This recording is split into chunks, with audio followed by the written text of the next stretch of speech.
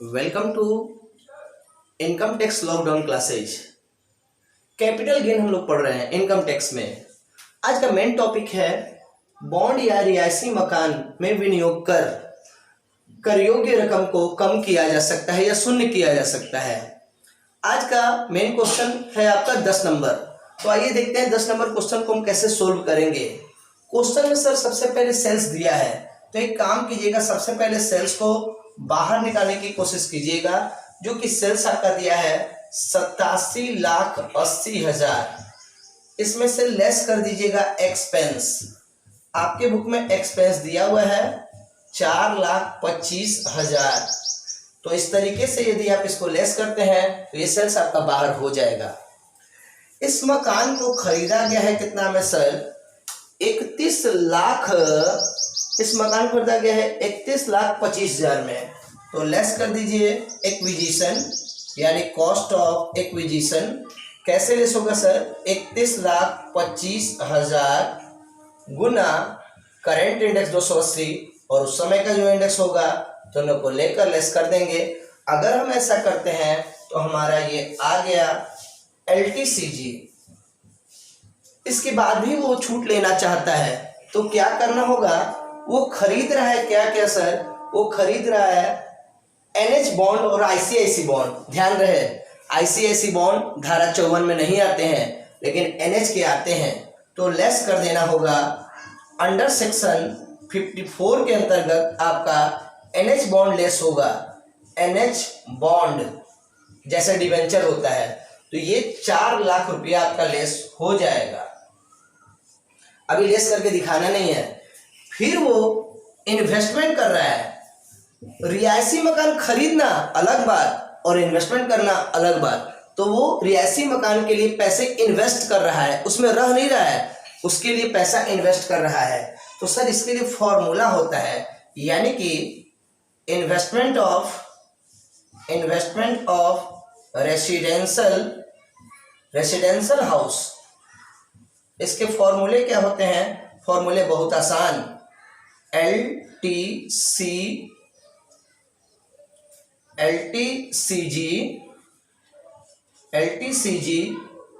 गुने इन्वेस्टमेंट और बटा में नेट सेल्स। ये सारे चीज मौजूद है आपके पास।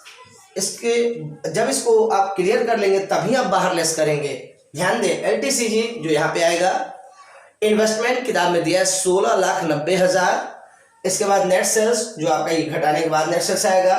तो ऐसा करते हैं तो क्वेश्चन आपका बन जाएगा। अब आते हैं क्वेश्चन नंबर 12।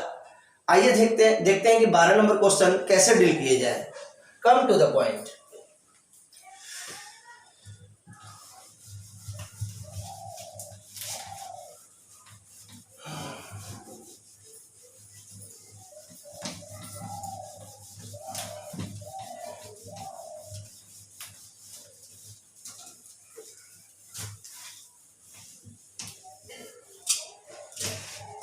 क्वेश्चन नंबर 12 में मेन टॉपिक है कि संपत्ति को 8 लाख में बेचा गया, लेकिन उसका स्टैम्प वैल्यू ज्यादा है। याद रहे सेल्स वैल्यू यहाँ पे जरूरी नहीं है। स्टैम्प वैल्यू जो रजिस्ट्री ऑफिस में तैयार होता है, तो स्टैम्प वैल्यू ही लिया जाता है सेल्स के लिए। एक बात और, मकान का मूल्य दिया हुआ है 1990 में 1.5 लाख, लेकिन हम वो नहीं लेंगे सर, क्योंकि उसका रिवाइज करके बाद में दिया है मार्केट वैल्यू 2001 में, जो कि दिया है 4,75,000। तो हम लोग 4,75,000 लेंगे।